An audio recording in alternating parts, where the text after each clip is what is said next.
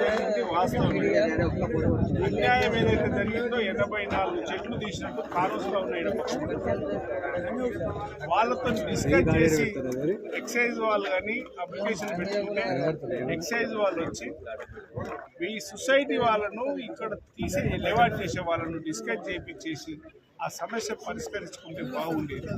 కానీ ఆ సమస్యను ఒక ఉత్పన్నం చేసింది. 84 చెట్లు పోయినాయని పాపం వాళ్ళ కోసం చెప్తా ఉంది.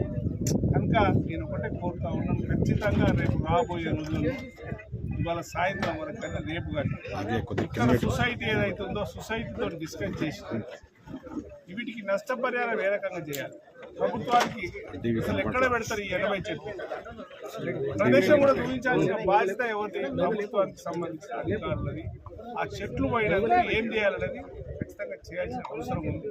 నేను స్థానికంగా ఉన్నటువంటి ఎక్సైజ్ సిఐ గారిని కానీ ఎంఆర్ఓ గారికి సంబంధించిన అధికారులందరూ కూడా దృష్టికి తీసుకెళ్తాం.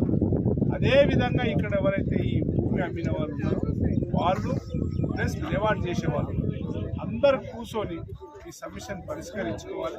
ఖచ్చితంగా పరిష్కార మార్గాలలోనే పోవాల్సిందిగా అందరినీ కూడా కోరుతా ఉన్నాడు. మా మహేష్ గౌడ్ ఉన్నాడు, అనిల్ ఉన్నాడు, మా బాబురావు ఉన్నాడు, మిగతా మిత్రులందరూ ఉన్నారు, తమ్ముడు కూడా ఉన్నాడు, భాస్కర్ గౌడ్ ఉన్నాడు. ఈ సంబంధించినటువంటి మిత్రులందరూ కూడా వాళ్ళను వీళ్ళని పిలిచి కూర్చొని సమస్యను సాల్వ్ చేయాల్సింది.